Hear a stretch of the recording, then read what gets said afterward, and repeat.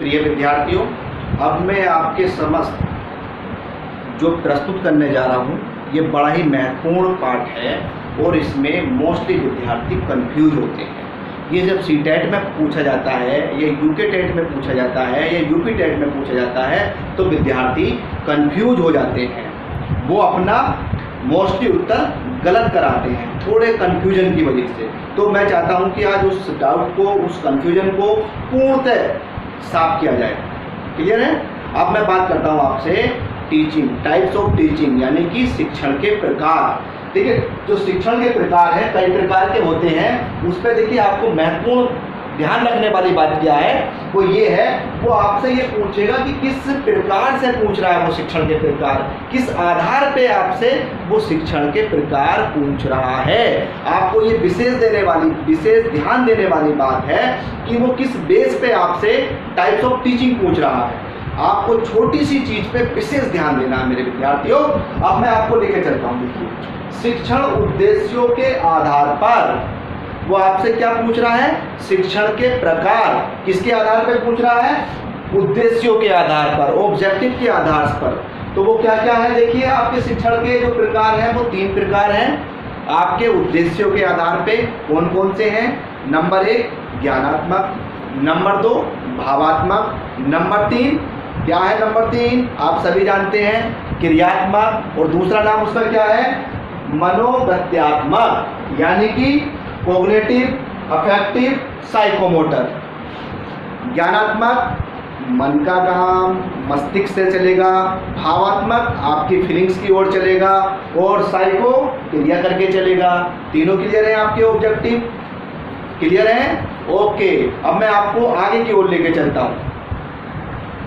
देखिए, आपसे अभी हमने उद्देश्यों के आधार पर चर्चा की है टाइप्स ऑफ टीचिंग की, अब हम कर रहे हैं लेवल के आधार पे। अब हमारा दूसरा पॉइंट क्या बच्चों, शिक्षण के स्तरों के आधार पर, यानी कि teaching of level. Teaching of level के टाइप्स में हम बात कर रहे हैं विद्यार्थियों। अभी हमने आपसे उद्देश्यों के आधार पे बात की है।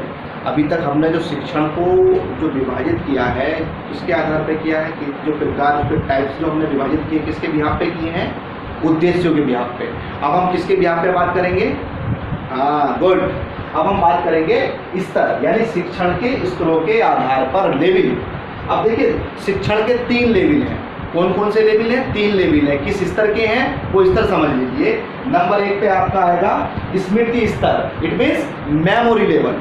नंबर 2 आपका आएगा बोध स्तर, यानी कि अंडरस्टैंडिंग लेवल। नंबर 3 आपका आएगा चिंतन स्तर। आप चिंतन स्तर जानते ही हैं। तो देखिए, आप यहाँ पे समझिए, जब हम विद्यार्थी को प्राइमरी लेवल पे जब शिक्षण की बात करते हैं तो हम बच्चे को क्या करते हैं, रटाते हैं। बच्चे को शुरुआत में हम क्या करते हैं, रटाते हैं, यानी कि उसको याद कराते हैं। और याद कराने की प्रक्रिया कहाँ पे आएगा वो स्तर, आपका आएगा स्मृति स्तर पर। जब विद्यार्थी माध्यमिक स्तर में पहुँचता है तो उसके अंदर समझ आनी शुरू होती है। वो फिर चीज़ों को फिर वो सीखता किसके आधार पे है, समझ के आधार पे।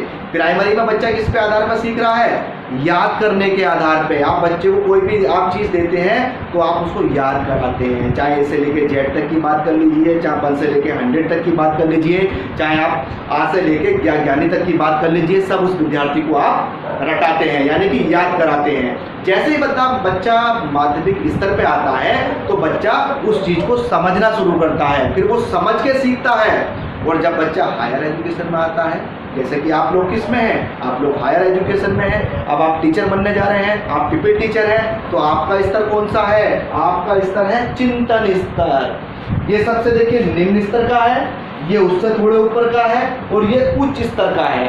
यानी कि मेमोरी सबसे निम्न स्तर पर आएगा, आउटस्टैंडिंग थोड़ा ऊपर आएगा, और चिंतन स्तर उच्च कोटि का स्तर कहलाएगा टीचिंग का। तो हायर एजुकेशन में हम बात करेंगे तो यहाँ पे बच्चों आप चिंतन स्तर पे, यानी कि जैसे बच्चा विश्वविद्यालय ही शिक्षा ग्रहण करता है तो वो चिंतन करना सीख जाता है, अपने द्वारा खुद से उदाहरण बनाना सीख जाता है। बात क्लियर हो रही है? अब मैं आपको अगले पॉइंट की ओर लेके चलता हूँ विद्यार्थियों। हम अब आगे की ओर चलते हैं। अब हमारा है शिक्षण शासन प्रणाली के आधार पर। टाइप्स की बात कर रहे हैं, प्रकार की बात कर रहे हैं, किसके आधार पे, शासन प्रणाली के आधार पे। तो देखिए, शासन प्रणाली के आधार पर भी शिक्षण के जो प्रकार हैं वो 3 प्रकार हैं। नंबर 1 निरंकुश शिक्षण, जिस पे किसी का अंकुश ना हो, वो है आपका निरंकुश शिक्षण। एक है आपका प्रजातांत्रिक शिक्षण, अगला है आपका हस्तक्षेप रहित शिक्षण, जिसमें किसी का कोई हस्तक्षेप ना हो। अगला पॉइंट है, अब देखिए हम आपसे जो बात कर रहे हैं शिक्षण स्वरूप के आधार पर, यानी कि टीचिंग का नेचर किसके आधार पे है। देखिए 3 प्रकार का नेचर है। नंबर 1 आपका है वर्णनात्मक, नंबर 2 निदानात्मक, नंबर 3 उपचारात्मक। देखिए विद्यार्थी इन 2 शब्दों में ज़्यादा कंफ्यूज रहते हैं।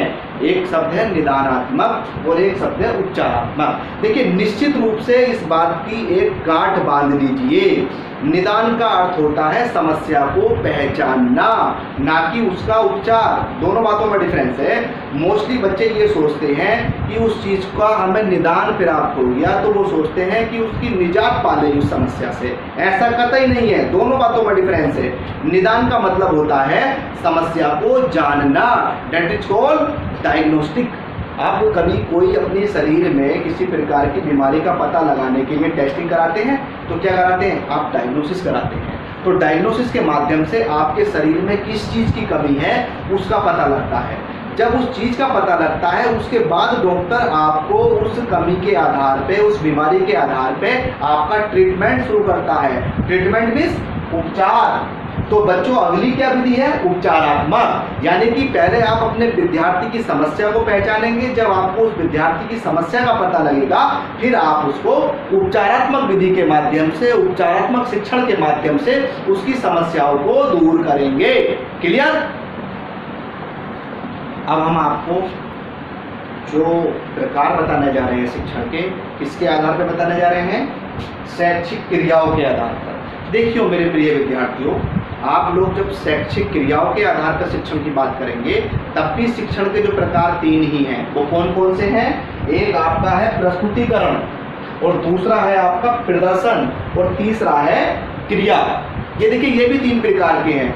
मोस्टली विद्यार्थी एग्जाम में क्या करते हैं, कंफ्यूज हो जाते हैं। आपको निश्चित रूप से ये जान लेना है कि वो किस आधार पे आपसे शिक्षण के प्रकार पूछ रहा है। जब तक आप प्रश्न के साथ बच्चों न्याय नहीं करेंगे तो आपके साथ भी न्याय नहीं होगा।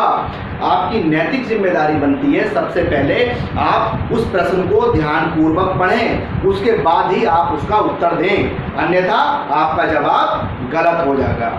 क्लियर है। चाहे वो सीटेट की परीक्षा हो या यूपी टेट की परीक्षा हो या यूटेट की परीक्षा हो, इसमें अगर वो आपसे प्रकार पूछ रहा है तो प्रकार आधार पे पूछेगा।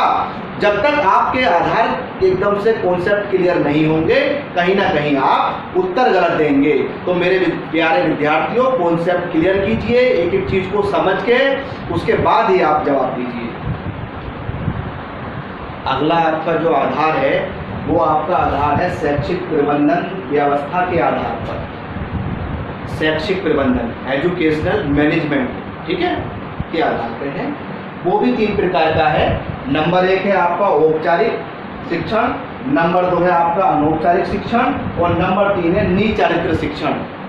देखिए औपचारिक शिक्षण हम और आप जब एक निश्चित स्थान पे एक निश्चित पाठ्यक्रम को एक निश्चित व्यक्ति के द्वारा आदान प्रदान करते हैं तो वो औपचारिक फॉर्मल एजुकेशन। अनौपचारिक में किसी निश्चित स्थान की आवश्यकता नहीं होती, निश्चित व्यक्ति की आवश्यकता नहीं होती, निश्चित पाठ्यक्रम की आवश्यकता नहीं होती। निचरित्रार्थ का विषय है आपका।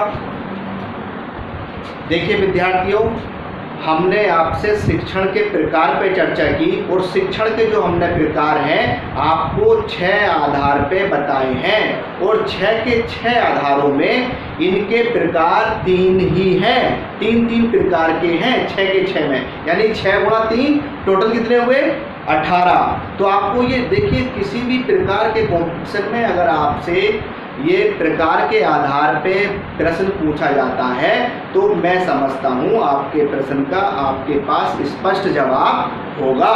चाहे वो किसी भी आधार पे आपसे प्रश्न करे आपको उसका जवाब देना होगा, परंतु उस जवाब को देने से पहले आपको उस प्रश्न को ध्यानपूर्वक पढ़ना होगा।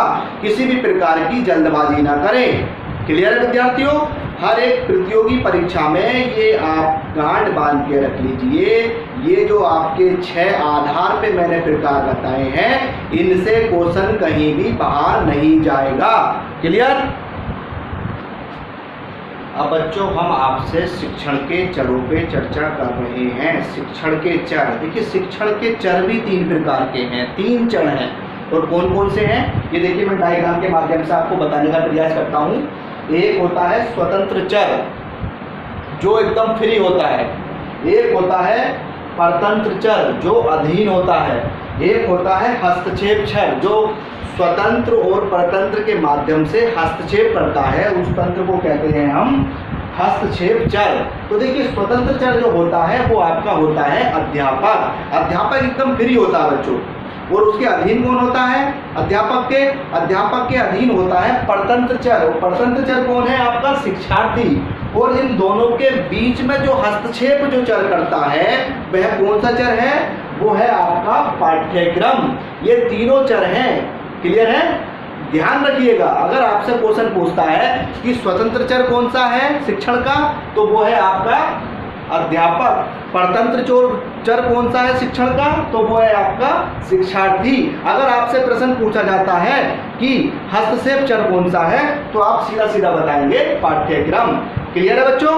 और ये क्वेश्चन बहुत पूछे जाते हैं, आपको स्पष्ट इसको सही से तैयार करना है। आपसे क्वेश्चन ये पूछा जाता है शिक्षा के चरों के कार्य यानी कि वेरिएबल के क्या काम होते हैं, क्या फंक्शन होते हैं। तो देखिए 3 प्रकार के फंक्शन होते हैं, एक निधानात्मक कार्य है, एक उपचारात्मक कार्य है और तीसरा कार्य होता मूल्यांकन संबंधी कार्य। स्पष्ट है आपके ना? सबसे पहले आपको समस्या का पता लगाना है, फिर उसका उपचार करना है, फिर उसका मूल्यांकन करना है। क्लियर? फिर एक बार पुनः मैं टीचिंग की ओर आपको लेकर चल रहा हूँ विद्यार्थियों। टीचिंग, देखिए टीचिंग का क्या होता है? नंबर 1 क्या होता है? व्यवहार में परिवर्तन। शिक्षण के माध्यम से हमारे व्यवहार में परिवर्तन आता है। दूसरा कार्य क्या होता है? विश्वास एवं ज्ञान में परिवर्तन आता है। जब आप किसी चीज को जान लेते हैं शिक्षण के माध्यम से, एक तो आपके ज्ञान में वृद्धि होती है, दूसरा जब वो कंटेंट आपका क्लियर होता है, उसका भरपूर ज्ञान आपको मिलता है, तो उसके प्रति आपके अंदर कॉन्फिडेंस बढ़ता है। क्लियर हो रही है बात? यहाँ पे देखिए व्यवहार में परिवर्तन कैसे आता है? अनुबंधन, बॉन्ड बनता है, ये एक अनुबंधन होता है, उसके माध्यम से आता है। और दूसरा फिर शिक्षण के माध्यम से। जब फॉर एग्जाम्पल इससे हम क्या कर रहे हैं? आपको ट्रेनिंग दे रहे हैं, आपको प्रशिक्षित कर रहे हैं। क्लियर हो रहा है? अब इसमें विश्वास एवं ज्ञान में परिवर्तन में के कारण क्या है? एक अनुदेशन, आपको अनुदेशात्मक के द्वारा आपके बिहेवियर और विश्वास में चेंजिंग आएगी। दूसरा प्रतिपादन, प्रतिपादन के विषय में आप जानते ही हैं। क्लियर है? ओके विद्यार्थियों, हम बात करेंगे शिक्षण की अवस्थाएं या क्रियाएं। देखिए शिक्षण की अवस्थाएं या क्रियाएं भी 3 हैं। नंबर 1 है आपका शिक्षण की पूर्व तत्परता अवस्था, नंबर 2 है आपका शिक्षण की अंतः प्रक्रिया अवस्था और नंबर 3 है आपका शिक्षण तत्परता के बाद की अवस्था। देखिए बिल्कुल आप निश्चित रूप से इन तीनों को पढ़ लीजिए। ये अवस्थाएं या क्रियाएं का क्वेश्चन पूछेगा तो इन तीनों में से एक जवाब होगा, वो आपको रखना है। क्लियर है? शिक्षण की पूर्व तत्परता अवस्था, फिर है शिक्षण की अंतः प्रक्रिया अवस्था, फिर है आपकी शिक्षण तत्परता के बाद की अवस्था। क्लियर? Very good. अब देखिए हम आपको अगले पॉइंट की ओर लेकर चल रहे हैं। उस पॉइंट का नाम है शिक्षण को प्रभावित करने वाले कारक। शिक्षण को प्रभावित करने वाले फैक्टरों की हम बात कर रहे हैं, ऐसे फैक्टर जिनसे हमारी टीचिंग पूरी प्रभावित होती है, पूरी इफेक्ट होती है, हम उस पर चर्चा कर रहे हैं। देखिए सबसे महत्वपूर्ण काम इसमें क्या है? सबसे महत्वपूर्ण पॉइंट है इसका शिक्षण नियोजन। It means teaching planning. देखिए जब तक आपका शिक्षण नियोजन अच्छे तरीके से नहीं होगा, जब तक आप टीचिंग की प्लानिंग अच्छे से नहीं करेंगे, अपने कंटेंट को स्टूडेंट्स के सामने अच्छे तरीके से आप प्रस्तुत नहीं कर पाएंगे। जब आप अपने कंटेंट को अच्छे से प्लान करके विद्यार्थियों के समक्ष प्रस्तुत नहीं करेंगे तो विद्यार्थी उसमें रुचि नहीं लेगा। तो आपकी जो ये प्लानिंग जब तक अच्छी नहीं होगी तो शिक्षण में मजा नहीं आएगा, तो आपकी टीचिंग उससे इफेक्ट होगी। क्लियर है? अगला पॉइंट है आपका शिक्षण व्यवस्था। अब देखिए आपने अच्छे से प्लानिंग तो कर ली है, सुनने वाली बात है, आपने टीचिंग की प्लानिंग अच्छे से कर ली है, उस प्लानिंग के अकॉर्डिंग आपको अपनी टीचिंग अरेंज भी करनी है। जब तक आप अपनी प्लानिंग के अकॉर्डिंग टीचिंग की व्यवस्था, शिक्षण की व्यवस्था नहीं करेंगे, तब तक भी आपकी शिक्षण जो प्रक्रिया है, जो शिक्षण की जो प्लानिंग है, वो पूर्ण रूप से लागू आप नहीं करेंगे व्यवस्था के माध्यम से, जब तक आपका विद्यार्थी आपकी क्लास में आनंद नहीं लेगा, ना ही वो रुचि लेगा, ना ही वो आपके साथ उस तरीके से जुड़ेगा जैसा कि उसको जुड़ना चाहिए। क्लियर है? अब अगला पॉइंट क्या है बच्चों? शिक्षण प्रवाह। देखिए, आपकी टीचिंग में एक शिक्षण प्रवाह होना चाहिए, कंटिन्यूटी होनी चाहिए, धारा प्रवाह होनी चाहिए। जब आप अपनी लेक्चर की शुरुआत करें, जब अपनी टीचिंग की शुरुआत करें, तो उसमें एक ऐसी धारा बहे कि विद्यार्थी आपके साथ जुड़ जाए, आपकी अंतःक्रिया और विद्यार्थी की अंतःक्रिया दोनों एक साथ जुड़ जाए, तभी क्लास का बच्चों आनंद आएगा। अगला पॉइंट है आपका शिक्षण सहायक सामग्री। ये बड़ा महत्वपूर्ण पॉइंट है आपका। आप देखिए, जब तक आप शिक्षण सहायक सामग्री का सही सदुपयोग क्लास में नहीं करते हैं, तो आपके विद्यार्थी आपकी क्लास में रुचि नहीं लेते हैं। तो आप जितनी प्रभावी रूप से शिक्षण सामग्री का प्रयोग करेंगे, उतनी क्लास आपकी रुचिकर होगी, आपकी क्लास में बच्चे इंटरेस्ट लेंगे। जब विद्यार्थी आपकी क्लास में इंटरेस्ट लेंगे, तो आपका फैक्टर क्या कहलाएगा? आपका टीचिंग एड्स। उससे आपकी क्लास में विद्यार्थी आनंद लेंगे, आपके साथ जुड़ेंगे, तो उनकी अचीवमेंट बढ़ेगी। क्लियर है? अगला पॉइंट है आपका शिक्षण प्रक्रिया। ठीक है, शिक्षण प्रक्रिया आपकी ऐसी होनी चाहिए कि जिससे आपकी जो शिक्षण प्रक्रिया है, जो आप अनुदेशन कर रहे हैं विद्यार्थी के समक्ष, वो प्रभावी होना चाहिए। विद्यार्थी आपके अनुदेशन से प्रभावित होंगे, तभी वो अच्छा आपको फीडबैक देंगे, तभी वो आपको रिप्लाई में बहुत अच्छा देंगे। अगर आप बढ़िया अनुदेशन नहीं कर रहे, बोरिंग तरीके से आप खड़े हैं, आपका स्वास्थ्य ठीक नहीं है, कायदे से बिना प्लानिंग के, बिना तैयारी के आप विद्यार्थियों के सामने अपना कोई लेक्चर प्रस्तुत कर रहे हैं, तो विद्यार्थी मजा नहीं लेगा, और जब अरुचि होगी तो आपकी क्लास में आनंद नहीं आएगा। जो उद्देश्यों की आप पूर्ति, या उन उद्देश्यों की जो आप चाह रहे थे, जिन उद्देश्यों को आप लेकर आए हैं, उनकी उद्देश्यों की पूर्ति नहीं हो पाएगी। उसके लिए आपको प्रॉपर क्लास की आवश्यकता है। क्लियर? अगला पॉइंट है आपका शिक्षक व्यवहार। देखिए, आपका महत्वपूर्ण पक्ष है एक अध्यापक का व्यवहार, एक टीचर का बिहेवियर बहुत मायने रखता है। एक अध्यापक का व्यवहार, जो अध्यापक है उसके व्यवहार से विद्यार्थी बहुत ज़्यादा प्रेरित होते हैं। मैं बार बार आपसे एक शब्द का प्रयोग करता हूँ, अध्यापक क्या है? अध्यापक राष्ट्र का निर्माता है, भाग्य का निर्माता है। इस दुनिया का अगर कोई सर्वोच्च पद है तो वो अध्यापक है। मान लीजिए भारत का कोई राष्ट्रपति है, अगर उस राष्ट्रपति का गुरु उसके समक्ष जाता है, तो राष्ट्रपति को सारे प्रोटोकॉल तोड़कर अपने गुरु के चरण स्पर्श करने पड़ते हैं। ये है बच्चों रुतबा एक अध्यापक का। संसार का सर्वोच्च पद, सबसे ज्ञानी, और चाहे हमारे देश में डॉक्टर की आप बात कर लीजिए, इंजीनियर की बात कर लीजिए, आईएएस की बात कर लीजिए, राजनेताओं की बात कर लीजिए, इन सब का जो मेकर है, इन सबको जो बनाने वाला है, वो कौन है? आपका अध्यापक। अध्यापक एक कुंभकार है, एक कुम्हार है। वो एक माटी से अपने स्किल के द्वारा, अपने ज्ञान के द्वारा अनेकों प्रकार के बर्तनों का निर्माण करता है। उसी प्रकार एक अध्यापक अपने कच्ची मिट्टी के समान उसका विद्यार्थी होता है। उस विद्यार्थी में अपनी योग्यता के अनुसार, अपने कौशल के अनुसार, अपने ज्ञान के अनुसार, अपनी रुचियों के आधार पर उस विद्यार्थी को वो एक नया मानव का रूप देता है। अगर उस विद्यार्थी, देखिए एक बात बिल्कुल आप निश्चित मान लीजिए, एक अध्यापक किसी राष्ट्र का उत्थान कर सकता है तो उस राष्ट्र के पतन का कारण भी बन सकता है। निश्चित मान लीजिए, एक अध्यापक का जो व्यवहार है वो बहुत हद तक प्रभावित करता है पूरे शिक्षण को। अगला पॉइंट मैं आपको लेके चलता हूं, शिक्षण कौशल। देखिए, ये टीचिंग स्किल बड़ा महत्वपूर्ण पार्ट है, शिक्षण कौशल। देखिए, शिक्षण के जो कौशल हैं, उनके प्रयोग से जो बोरिंग चीज़ है वो भी एक ऐसी हो जाती है, प्रभावी बन जाती है। तब से अगर हम कठिन की से आसान की ओर जाएंगे तो हमारी क्लास बहुत बोरिंग होगी। अगर हम सरल से कठिन की ओर चलेंगे तो हमारी क्लास रुचिकर होगी। आप स्टेप बाय स्टेप चलेंगे तो आपकी क्लास रुचिकर होगी। आप जितने ज़्यादा स्किल अपनी टीचिंग में यूज करेंगे, इतनी क्लास आपकी प्रभावी होगी। अगला पॉइंट है विद्यार्थियों शिक्षण आव्यूह। आप जानते हैं टीचिंग की जितने भी मेथड हैं, टीचिंग ऑफ मेथड, जितनी भी टीचिंग की आव्यूह रचनाएं हैं उनका जितना प्रयोग करेंगे इतनी सुगमता के साथ आपका जो कंटेंट है वो विद्यार्थियों तक पहुंचेगा। इन टीचिंग आव्यूहों का मैं विस्तार पूर्वक अभी अगली क्लास में चर्चा करूंगा। क्लियर है मेरे विद्यार्थियों? अगर मेरा वीडियो आपको समझ में आए, आपको पसंद आए तो कृपया करके इसको सब्सक्राइब कीजिए। Thank you dear.